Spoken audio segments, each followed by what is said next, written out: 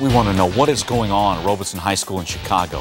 115 girls there are either pregnant or they are already moms. That's about 1 out of every 7 girls in the student body. Pep rallies and parenting, that's what we're talking about. Kids having kids. We'll take your calls on this. Your thoughts, 1-877-TEL-HLN.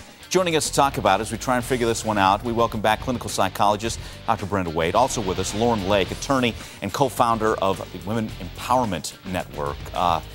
All right, Lauren, let me start with you. That number, and we try to put it in perspective for folks, that would fill 6 pages of the yearbook, that number 115. What are you seeing here? What's going on?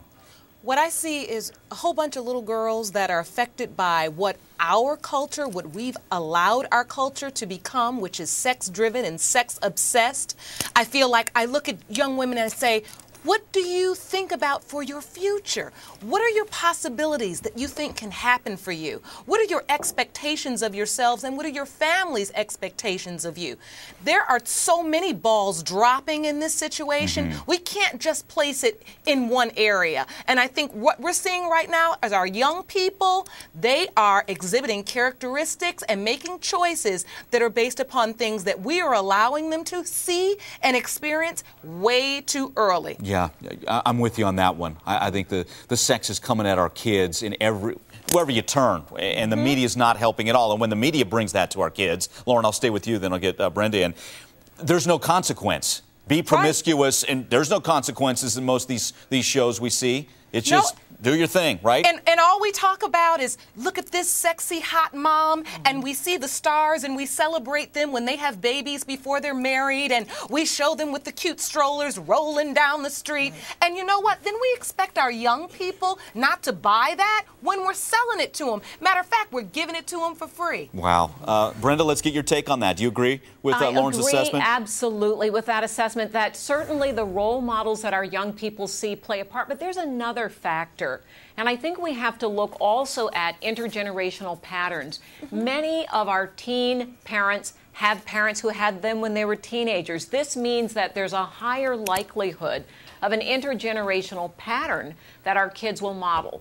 The second thing we have to look at is if they have a teen parent or a young parent, that means there's a high likelihood of no father in the home. That means the boys are going to look for, how can I exhibit that I'm a man and express my masculinity, and the girls have daddy hunger. That's not a good combination.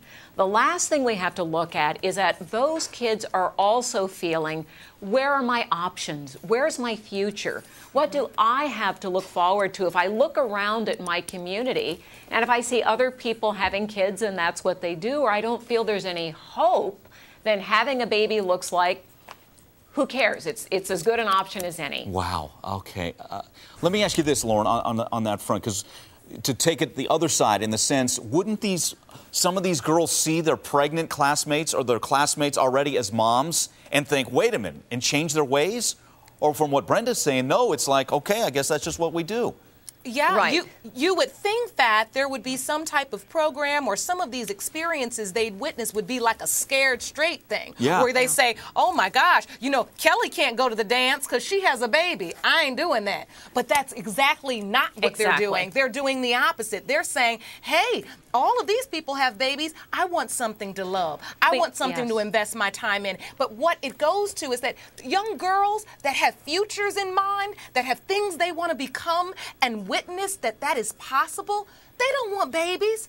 These girls, their self-esteems and the feelings of the possibilities for their own lives are damaged. Well, the other thing we have to look at is that teenagers, as we all know, model one another. They all want to fit in and be part of the group.